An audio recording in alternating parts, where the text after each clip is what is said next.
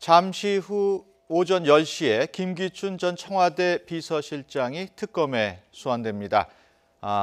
당초 어제 소환될 예정이었습니다만 본인이 건강상의 이유로 불출석했습니다. 이에 따라서 잠시 후인 오전 10시에 특검에 출석할 예정입니다. 이와 관련해 자세한 내용 장성호 건국대 교수 그리고 유영화 YTN 개관 해설위원과 함께 얘기 나눠보겠습니다. 안녕하십니까? 네, 안녕하십니까? 네, 안녕하세요. 네. 예.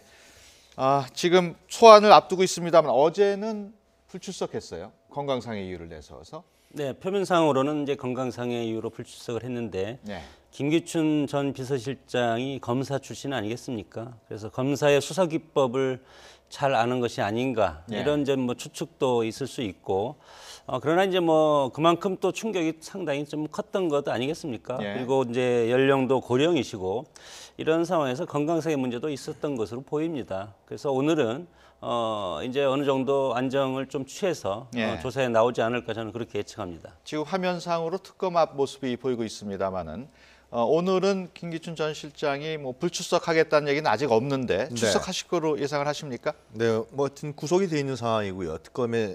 특검에서 요청한 부분에서 구초이기 때문에 최순실과는 관계가 좀 다르죠. 그래서 출석할 거로 보여지는데요. 그러니까 블랙리스트 문제 아니겠습니까? 근데 블랙리스트 문제는 실제로 지금 일각에서 나오는 얘기는 탄핵, 그러니까 헌재의 판결에도 상당한 영향을 줄 수 있는 변수다 이렇게 얘기가 되고 있습니다.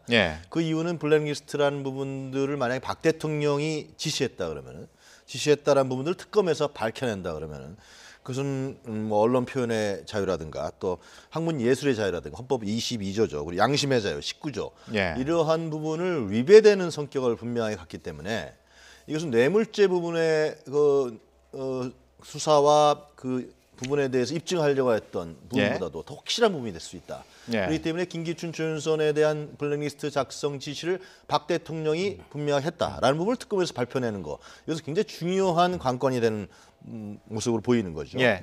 아직까지 전 비서실장 나오지 않고 있는데요. 박영수 특별검사팀이 오늘 잠시 후죠. 오전 10시에 문학의 블랙리스트 작성과 관리를 주도한 혐의로 구속된 김기춘 전 청와대 비서실장 그리고 오후에는 조윤선 전 문체부 장관을 구치소에서 데려와서 조사할 예정입니다. 또 구치소에서 지금 버티기로 일관하고 있는 최순실 씨에 대해서는 오늘 체포영장을 청구할 방침입니다. 이와 관련해서 현장에 나가 있는 취재기자 연결해서 자세한 소식 들어보겠습니다. 이정원 기자. 네, 특검 사무실입니다. 네, 김기춘 전 비서실장 구속된 뒤에 오늘이 첫 소환이죠? 네, 그렇습니다. 김기춘 전 실장 어제 새벽 구속됐는데요. 어제 오후 곧바로 특검이 소환을 통보했지만 건강상의 이유를 들어 출석하지 않았습니다. 오늘 구속자 신분으로 첫 조사를 받습니다. 특검이 오전 10시에 출석하라고 통보했으니까 잠시 후 도착할 예정입니다. 김 전 실장은 정부의 비판적인 문화예술인들을 걸러내기 위해서 블랙리스트 작성과 관리를 총괄 기획한 혐의로 어제 새벽 구속됐습니다. 김 전 실장의 지시에 따라 리스트 작성을 주도한 혐의로 함께 구속된 조윤선 전 문체부 장관도 오늘 오후 소환됩니다. 어제 사표가 수리된 조 전 장관은 이미 어제 오후 3시간가량 먼저 조사를 받았습니다. 네, 구속되자마자 특검의 압박이 꽤 강도가 높은데 특별한 이유가 있을까요? 네, 앞서서도 이 출연자 패널께서 말씀하셨는데요. 이 구속 수사 초기가 심리적 또 신체적 압박감이 심한 시기죠. 일단 특검도 이런 점에 기대를 걸고 김 전 실장과 조 전 장관 조사에 공을 들이고 있습니다. 이 압박감 때문에 혹시 한 명이라도 의미 있는 자백을 털어놓을 수 있다는 기대감이 큰 겁니다. 어제 김 전 실장이 조사에 불응한 것을 놓고도 검사 출신으로서 이 같은 특검의 의도를 누구보다 잘 알기 때문이란 분석도 나왔습니다. 현 정부 초기 실세로 군림했던 김 전 실장까지 구속되면서 이 블랙리스트 수사는 8부 능선을 넘은 상황으로 박 대통령의 개입 정도를 밝히는 일만 남겨놓고 있습니다. 특검은 이미 박 대통령이 세월호 참사 직후 정부의 무능을 비판하는 문화예술인들을 찍어내기 위해서 블랙리스트 작성을 지시했다는 점을 김 전 실장 등의 구속영장에 적시한 것으로 알려졌습니다. 하지만 이 같은 소식이 알려진 이후 박 대통령 측은 의혹을 정면 반박하며 수사 상황을 보도한 취재기자와 이를 알려준 특검 관계자를 고소하겠다는 입장까지 밝혔는데요. 특검은 수사의 역량을 주려는 어떠한 시도나 발언 등에 일일이 대응하지 않겠다며 블랙리스트 의혹의 정점을 규명하는 데 박차를 가한다는 방침입니다. 그리고 오늘 최순실 씨에 대한 체포영장이 청구될 예정이죠? 네, 그렇습니다. 특검은 오늘 안에는 이 최 씨의 체포영장을 청구할 방침이라고 밝혔습니다. 사실 이 체포영장 청구 자체를 이렇게 예고하거나 또 이를 보도하는 건 참 이례적인 일인데요. 통상 소환 통보에 응하지 않거나 도망 다니는 피의자를 붙잡아 오기 위한 게 체포영장입니다. 이 때문에 영장이 발부되기 전에 이 같은 사실이 알려지면 수사에 지장을 줄 수 있어서 집행 전에는 보도하지 않는 게 관례인데요. 그런데 최 씨는 이미 구치소에 수감된 상태입니다. 검찰 수사 단계에서 이미 구속 기소됐고 특검에선 이와 별도의 뇌물사와 딸 정유라 씨의 2대 학사 비리 등과 관련한 조사를 받아야 합니다. 하지만 최 씨가 이미 4차례나 소환에 불응하면서 특검도 무턱대고 기다릴 수만은 없는 상황이 됐죠. 영장을 거론하면서 최 씨를 압박했지만 꿈쩍도 하지 않았고 이제 영장을 발부받아 강제로 데려오는 일만 남게 됐습니다. 다만 최 씨가 이미 변호인을 통해서 이 묵비권을 행사하겠다고 밝히고 있어서 특검으로선 최 씨의 입을 열게 해야 하는 새로운 숙제를 안고 있습니다. 지금까지 박영수 특검 사무실에서 YTN 이종원입니다. 네, 지금 현장 화면 다시 나오고 있습니다. 특검 앞의 모습인데요. 김기춘 전 청와대 비서실장이 잠시 후인 오전 10시에 특검에 출석할 예정입니다. 아무래도 오늘 출석은 그 블랙리스트와 관련해서 대통령과의 관련성이라든가 이런 걸 묻게 되겠죠? 예, 지난번에 검찰 특검에서 직권남용과 권리행사 위반으로 사전 구속영장을 신청해서 법원이 이것을 받아들여지지 않았습니까? 예. 이것은 핵심적인 것은 그겁니다. 범죄 사실이 일단은 좀 소명됐다고 이제 법원에서 판단한 것 같고, 예. 도주 우려는 없지만 그러나 증거인멸 가능성은 상당히 크다. 이래서 구속영장 발부된 것으로 저는 보이는데 예. 김기춘 전 비서실장이 CCTV 같은 것들을 교체를 했고 삭제를 했고 그리고 조윤선 전 장관 같은 경우도 2개월밖에 안 됐는데 PC를 다 교체하지 않았습니까? 예. 이런 것들이 상당히 증거인멸 가능성이 상당히 컸다. 예. 이런 식으로 해서 구속영장이 발부된 것으로 보이고 물론 특검 조사를 비롯한 기존의 예. 국조특위에서도 이거에 대해서 두 분이 다 전면적으로 지금 부인하고 있지 않았습니까? 예. 그래서 검찰 특검 입장에서는 이것에 대해서 자백을 받던가 아니면 실체적인 증거를 다시 제출을 해서 법원의 어떤 재판에 대비하는 그런 거기 때문에 지금 강수를 두고 이렇게 조사를 하고 있는 것 같습니다. 예. 근데 박 대통령 측에서는 일단은 지시 같은 건 안 했다. 네. 이런 문자를 어제 기자들한테 보냈어요. 네, 조금 전에 말씀드린 바와 같이 블랙리스트를 박 대통령이 지시했다라는 것이 명확하게 드러난다 그러면 그것은 예.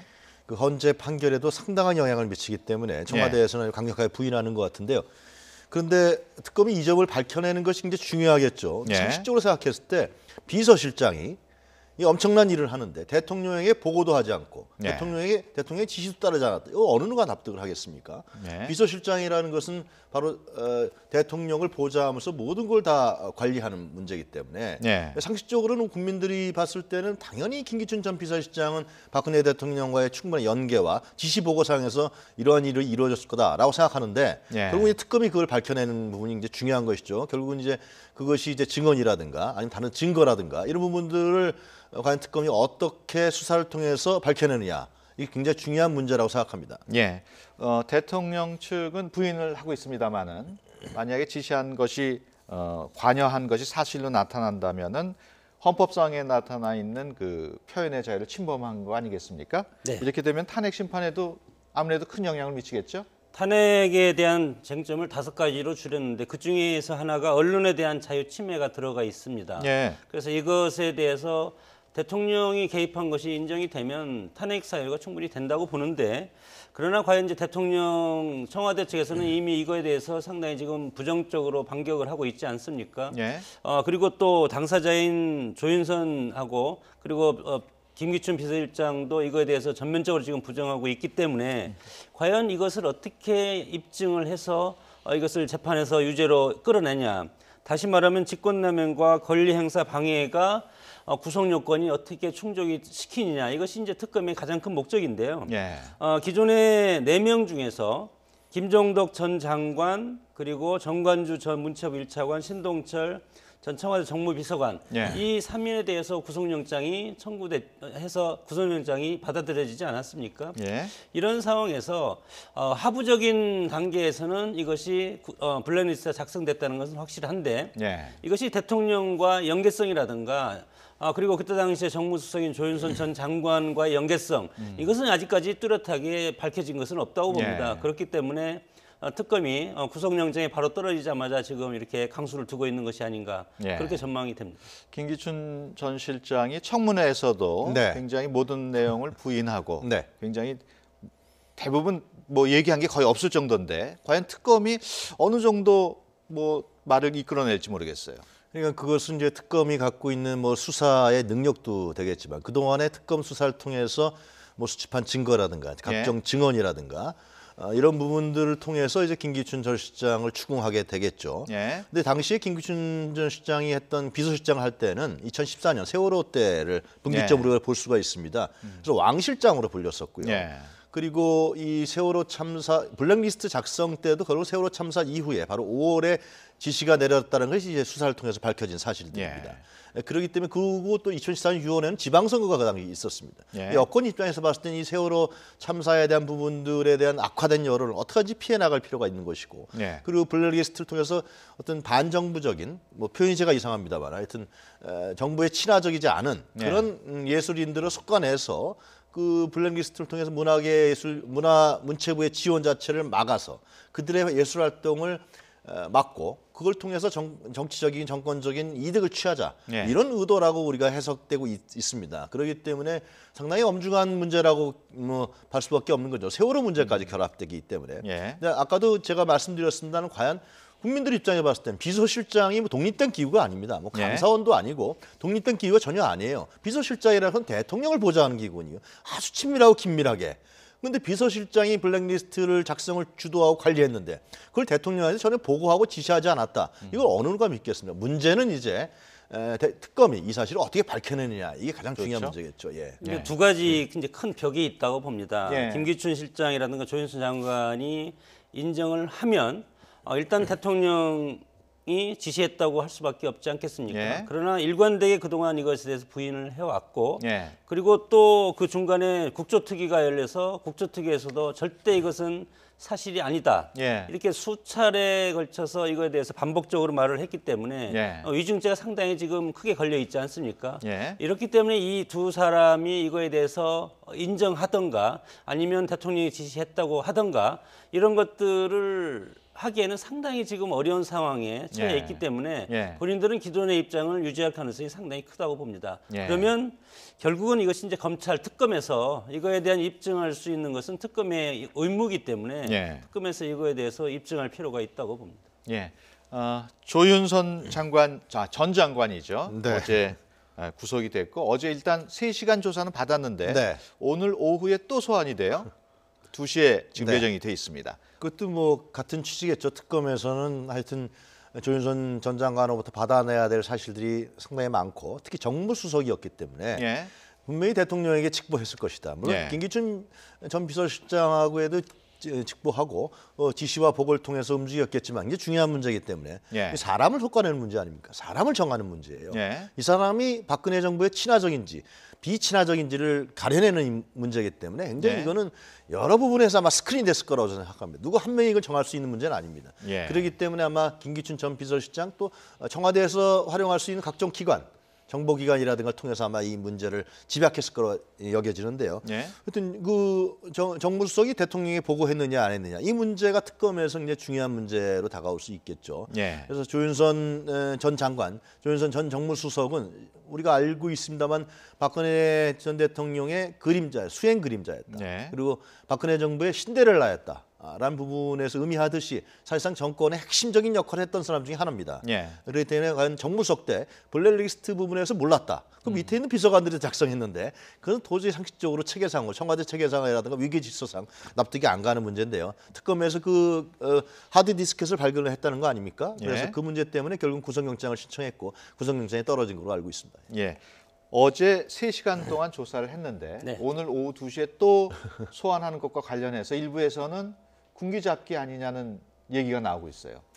군기잡기보다도 자백을 유도하고 실체적인 진실에 좀 더 가깝게 말을 하는 것을 지금 계속 요구하는 거 아니겠습니까? 예. 그러나 또 조윤선 장관도 변호사 출신이고 그런 상황이기 때문에 이 조사기법에 대해서 충분히 지금 알고 있을 겁니다. 예. 그럼 어떤 것이 진실인지는 모르지만 블랙리스트라는 것은 그야말로 블랙리스트 아니겠습니까? 예. 이것은 공적인 어떤 그 결제 라인이 아니고 사이드에서 이것을 작성을 해서 참고로 해서 이분들에 대한 지원을 배제하는 이런 예술인에 대한 지원을 배제하는 이런 문서기 때문에 어떤 흔적이 남아있지 않다는 겁니다. 물론 네. 작성하는 흔적은 있겠지만 대통령이 구체적으로 지시하는 그런 녹취 파일이라든가 아니면 결제 라인이라든가 아니면 사인했던 흔적이라든가 이런 네. 것이 있어야 될 텐데 다만 이분들에 의한 진술에 의존하기 때문에 밑에서 기존에 구속된 3명은 아마 위에서 지시했다고 할 겁니다. 예. 그럼 본인들은 지시하지 않았다고 그럴 것이고 또 대통령도 지시받지 않았다고 그럴 것이고 예. 이런 상황에서 이것이 어떤 조합을 맞추기가 상당히 어려운 것이 이제 이런 상황인데 이것이 이제 재판에 가면 재판은 증거주의 아니겠습니까? 예. 이런 상황에서 봤을 때 이것이 입증하기는 조윤선 장관에 대한 김기춘 비서실장의 자백이 없이는 상당히 어렵다 그렇게 봅니다. 예. 지금 화면 우상단에 어제 소환되는 조윤선 전 장관의 모습을 볼 수가 있습니다. 굉장히 좀 초췌한 모습을 보였어요. 조윤선 전 장관은 그 이해창이 한나라당을 한나라당의 후보 당시에 후보 당시 2002년도에 선대위 대변으로 이제 그 정계에 입문했죠. 당시에 뭐 나경원 그리고 조윤선 또 지금 국회의원 하고 있는 이혜원 의원 등이 상당. 이혜원은 나중에 이제 등장했습니다만, 그 조윤선 전 장관은 이제 MB 때 2008년도에 이명박 정부 시절에 한나라당 대변인을 하게 됩니다. 그러면서 그 당시에 비례대표의 국회의원직을 따게 되는 것이죠. 그러니까 사실상 MB 정부와 상당히 친밀한 관계 속에서 비례라는 것은 결국은 MB 정부하고 MB 정권하고 친밀한 관계 속에서 있었기 때문에 정치적 관계가 비례대표를 받을 수밖에 없는데요. 그 이후에는 이제 2012년도부터는 이제 박근혜 당시에 비대위 대표 그리고 박근혜 후보와 상당히 밀착적인 정치적 관계를 유지하면서 박근혜 대통령 후보가 대통령이 당선되면서 당선인 대변인 그리고 인수위에 들어가고요. 그 이후에는 이제 여가부 장관 또 정무수석 또 그 다음에는 문체부 장관 이렇게 아주 상당한 장관직을 2번이나 하고 정무수석을 하는 굉장히 핵심적인 요직에 발탁됐던 인물 중에 한 사람이죠. 그래서 박근혜 정부의 신데렐라다 이렇게 불렸던 것이 사실인데요. 이 문체부 장관에 그 임명될 때는 박근혜 정부의 집권 후반기로 접어들 때인데 이 당시에는 이미 최순실 사건이 조금씩 언론에서 드러날 때였습니다. 그래서 정치권에서는 문체부 장관의 조윤선 정무수석을 임명하는 것은 결국은 상당히 정권 방어형 측면이 강하다. 최순실 관계를 잘 모르면은 장관으로서 역할을 수행하게. 왜냐하면 최순실이라는 인물이 문체부를 사실상 장악해서 국정을 농단했던 사람이기 때문에 문체부가 핵심이거든요. 그래서 그 당시 정가라든가 이제 언론에서는 이 문제에서 문체부 장관을 가는 이유는 결국 핵심 요직이 정권의 핵심이었기 때문에 그걸 방어하기 위해서 문체부 장관에 조윤선 정무수석을 보내는 것이 아니냐 이런 얘기가 있던 걸로 제가 기억합니다. 어제 구속이 되고 또 본인이 사의를 표명을 했고 그 황교안 대통령 권한대행이 곧바로 사표를 수리했어요. 아무래도 사태의 심각성을 인정했다고 봐야겠죠.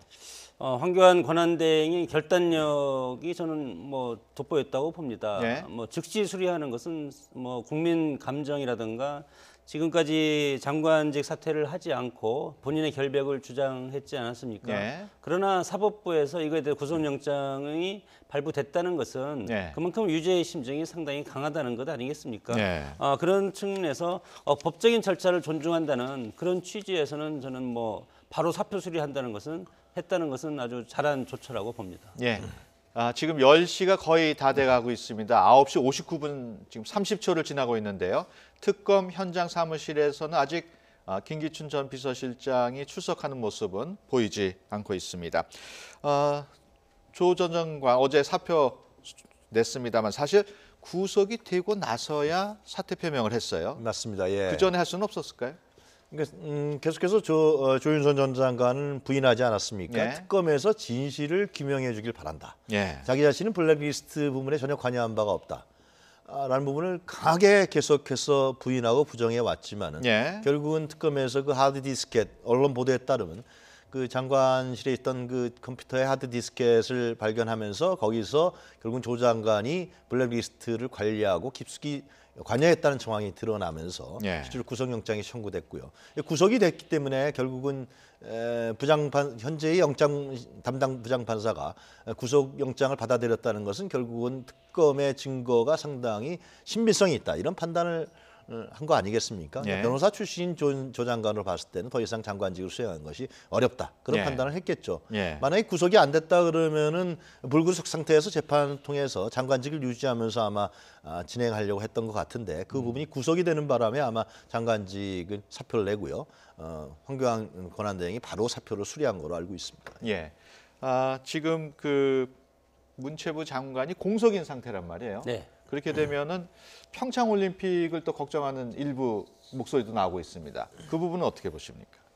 글쎄 장관이 뭐 갑자기 구속이 되니까 예. 송수근 1차장이 이제 직무대행을 할 수밖에 없는데 그렇다고 해서 지금 권한대행이 또 장관을 임명하면 야당에서 또 이것에 대해서 또 동의를 해주겠습니까? 예. 상당히 어려운데 그러나 국가적인 대사는 또 대사대로 있고 그래서 이것은 국회에서 전향적으로 협조를 해줘야 될 필요성이 있다고 봅니다. 예. 이것은 정치권에서 이미 대통령이 탄핵된 상태이기 때문에 야당에서 먼저 여야정 협의체를 구성해서 앞으로 잘 협의해서 국회를 중심으로 이끌어가자고 얘기하지 않았습니까? 예. 그러나 여기서 이제 황교안 권한대행이 장관을 또 임명을 한다면 황교안 권한대행이 너무 앞서간다 이렇게 또 태클을 걸 가능성이 상당히 많지 않습니까? 예. 그러니까 권한대행도 야당 지도부를 찾아가서 이거에 대해서 전향적으로 협조를 구하면서 하는 운영의 묘를 살리는 것이 좋고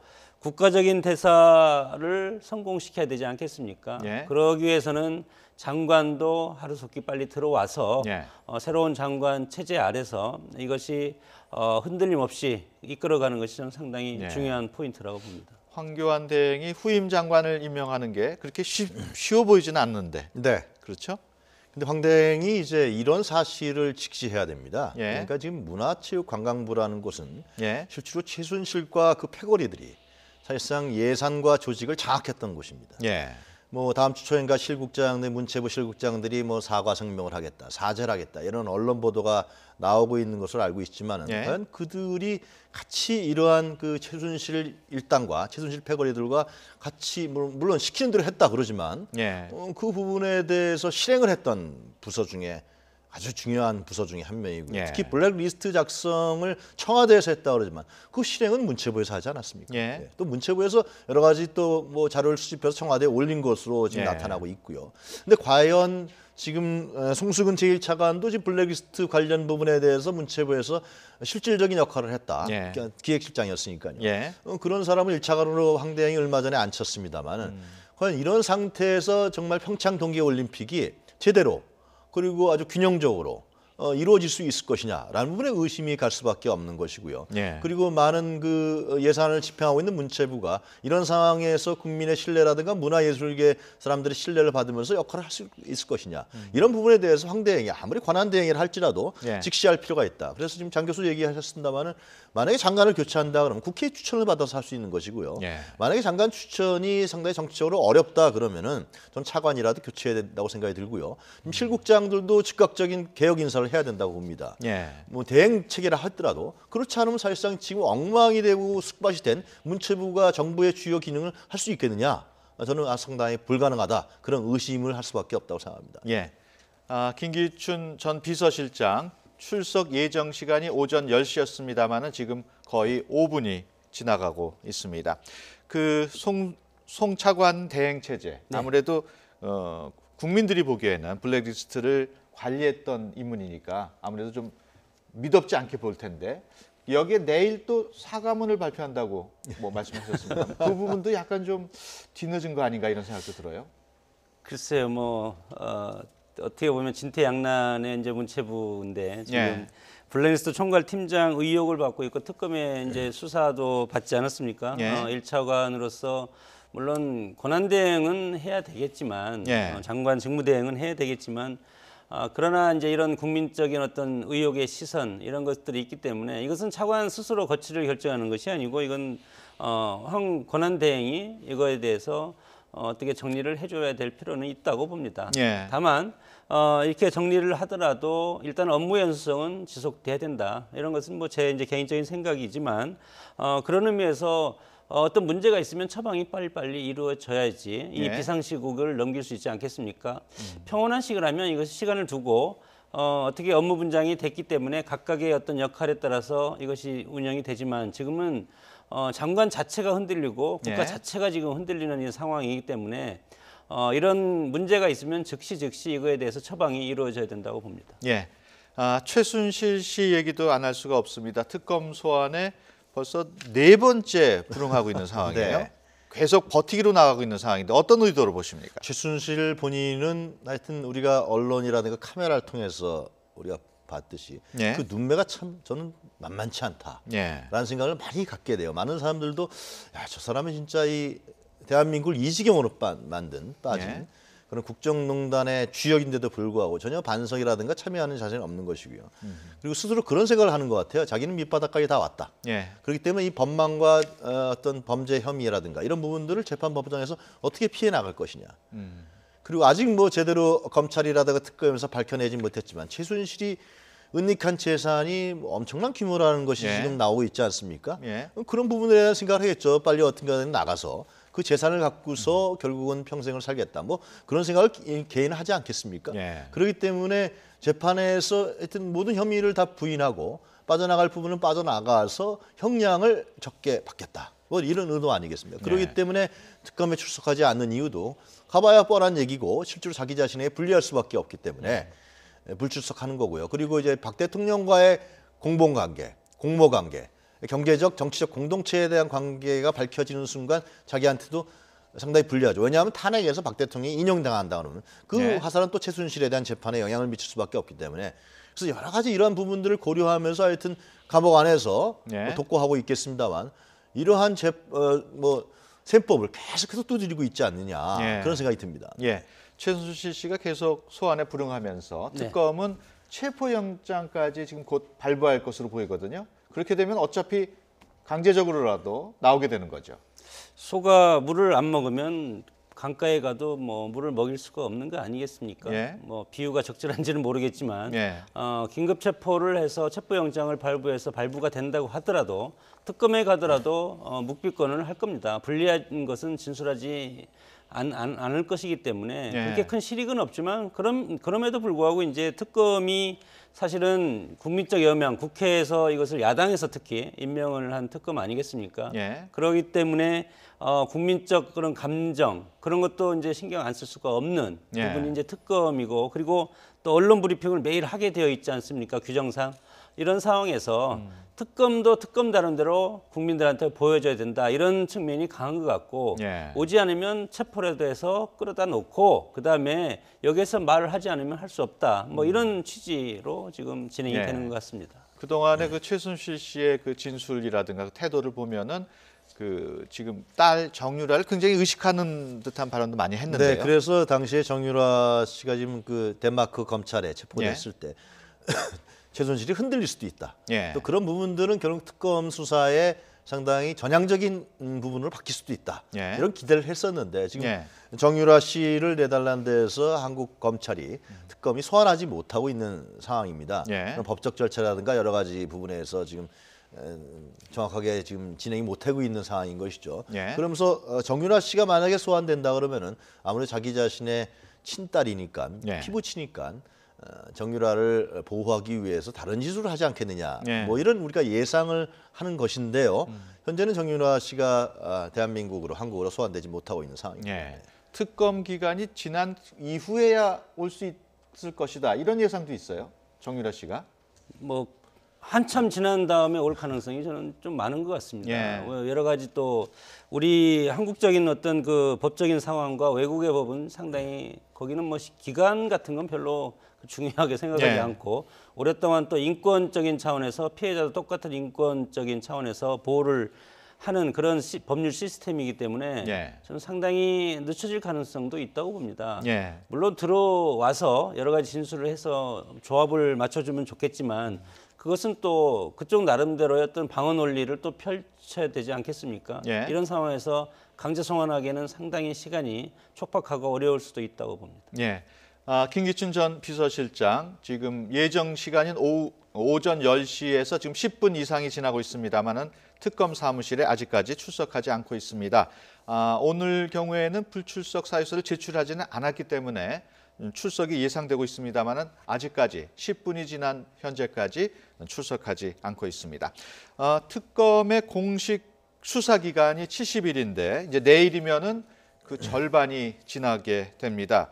그동안 뭐 특검 많은 성과가 있었습니다만 좀 정리를 할 수 있을까요? 네.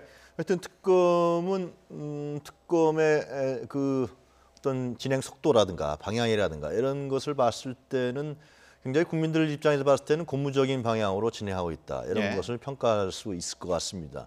굉장히 중요한 역할이죠. 왜냐하면은 국민들이 1,000만이 넘는 시민들이 사실상 광화문에 그리고 전국적으로 운집하면서 박근혜 대통령의 이 국정농단에 대해서 분노하고 그리고 그 표현을 전 국민적인 함성으로 만들어내지 않았습니까? 예. 근데 이런 부분들을 결국은 이 법을 집행하고 또 응징하는 그러한 검찰에서 이 부분을 담아내지 못한다 그러면은 우리 사회의 질서는 상당히 더욱더 험악한 질서로 갈 수밖에 없습니다. 예. 특검에서 이렇게 상당히 아주 치밀하고 또 추진력 있게 수사의 속도를 올린다는 것, 전방위적으로 올린다는 것은 상당히 제가 봤을 때는 그런 촛불 민심의 요구를 반영하는 것이고 예. 우리 사회의 질서를 다시 잡히하는 고무적인 현상이다. 이렇게 일단 평가할 수 있고요. 예. 두 번째는 이제 결국 특검이 박근혜 대통령의 이런 피의 사실을 어떻게 밝혀내느냐. 예. 이것이 가장 중요한 특검의 목적과 그리고 존재 이유가 되는 것이죠. 예. 특검도 그걸 알고 있기 때문에 그 부분에 박차를 가하고 있는 것인데요. 예. 이제 그 밑에 있는 주범들인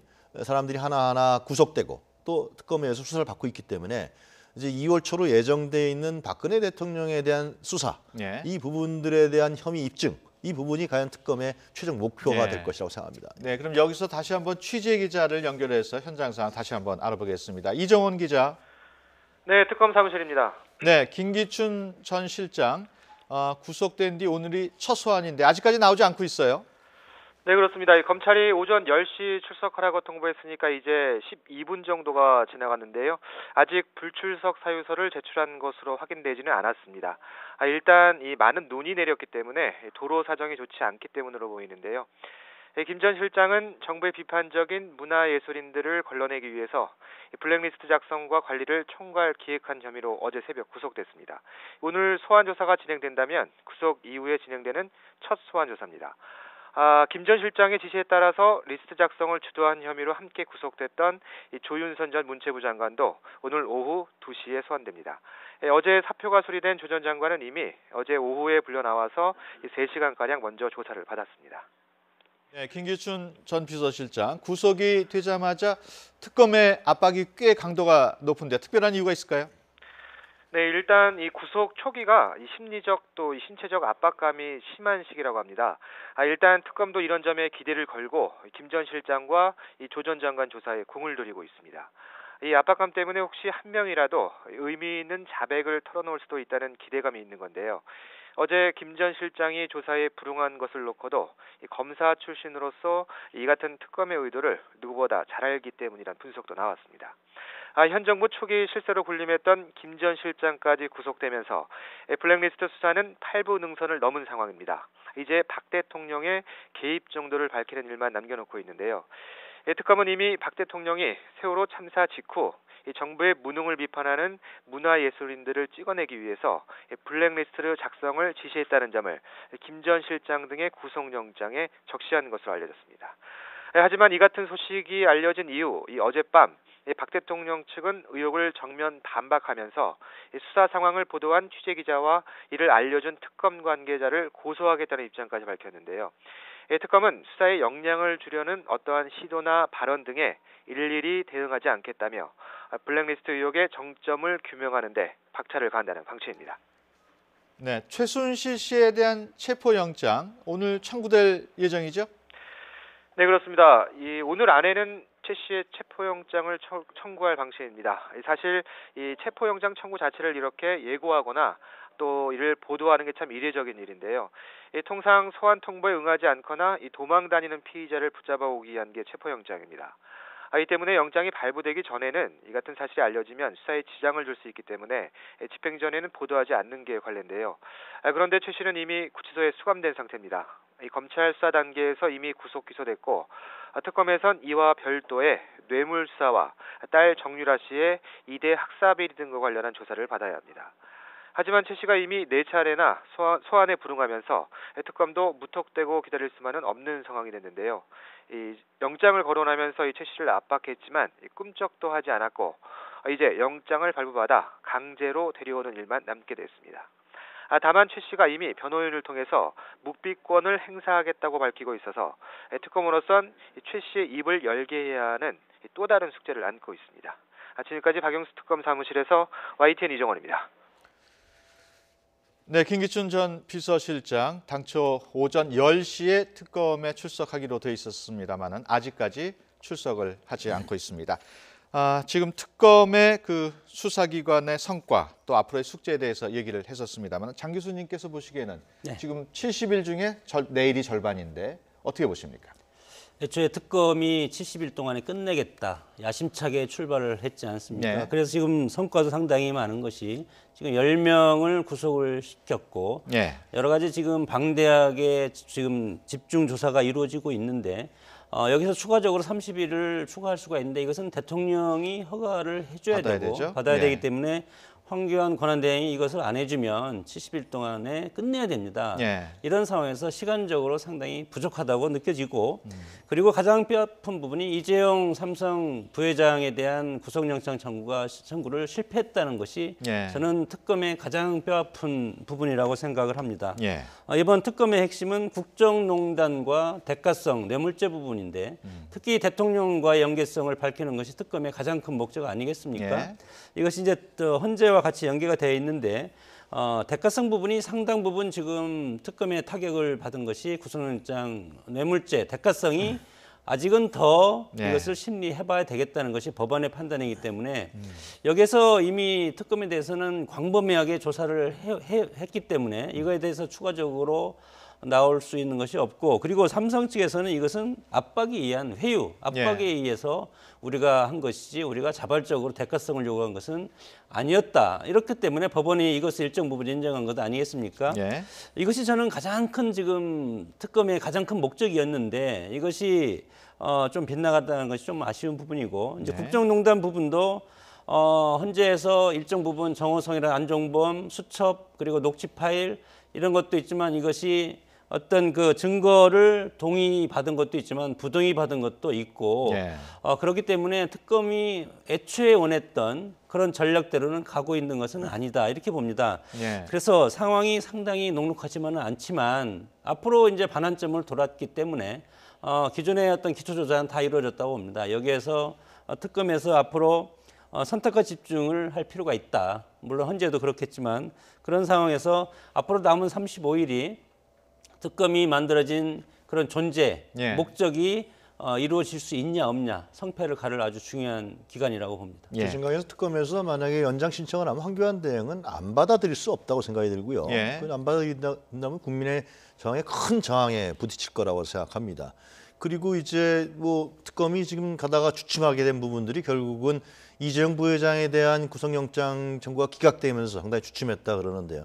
저는 물론 조희영 부장판사의 그 영장 실질 담당 판사의 판결을 우리가 존중해야 되겠죠. 법치주의이고 그리고 법원의 판결을 존중해야 되지만 그러나 상당히 아쉽고 안타까운 측면이 크고 조희영 부장판사의 좀 이 현재는 비상시국이고 그리고 어떤 사료를 좀 더 깊은 사려 깊은 고민을 좀 했어야 되는 거 아니냐 그런 생각이 듭니다. 그 이유는 왜 그러냐 하면은 사실상 법률이라는 것은 제가 알기로는 법률이라는 국민 정서와 국민 여론에 바탕을 둔 것입니다. 뭐 완전히 뭐 하늘에 있는 게 아니거든요. 법률이라는 것은 헌법도 아니고요, 실제로. 그래서 법리적 판단의 논쟁의 문제가 있다. 그리고 소명이 부족하다라고 얘기했는데 그래서 법적의 일각에서는 조희연 부장판사가 구속영장을 쳐도 됐었다. 그래도 다른 얘기가 없었다라는 거거든요. 예. 그래서 결국 그 개인의 판단에 대한 문제였는데 예. 좀 더 사려 깊은 그런 고민을 했으면 좋았다. 그것은 예. 왜 그러냐 하면은 그래야만 지금의 이런 국정농단 사태라든가 국민들의 분노 그리고 국민들의 어떤 그 아주 그 안타까움 이런 부분들이 하나하나 해결돼 가는 거 아니에요. 법적으로 해결되는 과정을 국민들이 보고 싶어하는 것이거든요. 예. 법적으로 그것이 해결되지 않으면은 그 문제는 다른 악순환을 불러오기 때문에 그래서 전에 말씀드린 것 같이 특검이 그래서 중요하다는 것입니다. 특검이 국정농단의 관계자들은 모든 사람들을 확실하게 수사하고 구속할 사람 구속하고 재판에 회부하는 것이 중요하다. 그런 측면에서 봤을 때 저는 앞으로 법원의 판결도 그런 예. 좀 사회적인 측면에서의 균형관계 이런 부분들을 고려했으면 좋겠다. 예. 그런 법리적 판단 중요하겠습니다만 예. 그런 생각이 듭니다. 조금 전에 현장 화면에서 거기 모여있던 기자들이 약간 해산하는 듯한 모습을 볼 수 있었는데요. 그 김기춘 실장이 출석이 오후 2시로 연기가 됐다고 합니다.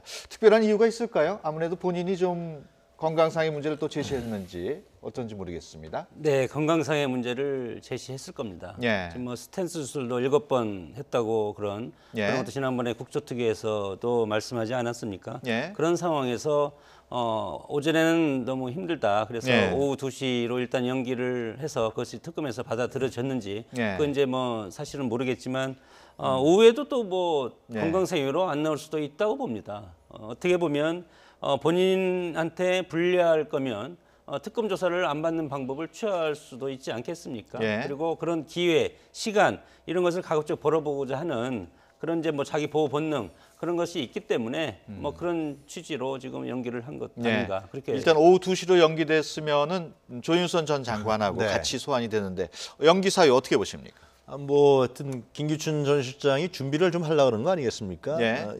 물론 이제 특검에 출석 안 할 수는 없죠. 예. 그건 뭐 구속돼 있는 상황이고 그렇기 때문에 출석을 할 수 없다는 걸 알지만 하여튼간에 시간을 좀 벌어서 자기 나름대로 준비를 하고 예. 결국 이제 대통령과의 직접적인 연관성의 문제가 가장 중요한 김기춘 전 실장에 대한 소환 이유고 예. 구속 이유기 때문에 그리고 저는 또 한 가지가 있다고 생각합니다. 당시에 2014년 세월호 일어났을 때인데 예. 왕 실장이었단 말이죠. 그건 예. 뭐 당시 정치권 천하가 다 아는 문제였습니다. 문고리 상임방이 있다 그래도 김기춘 실장은 왕 실장으로 불렸던 사람이고 예. 그래서 야권에서 많은 문제 제기를 정치적 문제 제기를 했던 걸로 제가 기억하는데요. 예. 저는 이 블랙리스트뿐만이 아니라 분명히 최순실 국정농단 관계에도 연관성이 상당히 있다는 의혹을 지울 수가 없습니다. 예. 실제로 차은택이라는 사람이 그 비서실장 공간에 가지 않았었습니까? 그리고 이 실제로 당시에 여러 가지 문제를 최순실을 몰랐다라고 이제 뭐 국회에 예. 와서 얘기했는데 과연 몰랐겠느냐 이런 얘기들이 문제가 의혹이 제기되기 때문에 예. 저는 하여튼 지금 급한 거는 특검의 입장에서 봤을 때는 블랙리스트 관계지만은 그 이후에도 최순실과의 관계 그리고 국정농단에 있어서의 당시에 왕 실장으로서의 역할 이런 부분들에 대해서 분명히 규명을 해야 된다라는 예. 생각이 듭니다. 알겠습니다. 지금까지 장성호 건국대 교수 그리고 유영화 YTN 개관 해설위원과 함께 얘기 나눴습니다. 오늘 말씀 고맙습니다. 네. 감사합니다.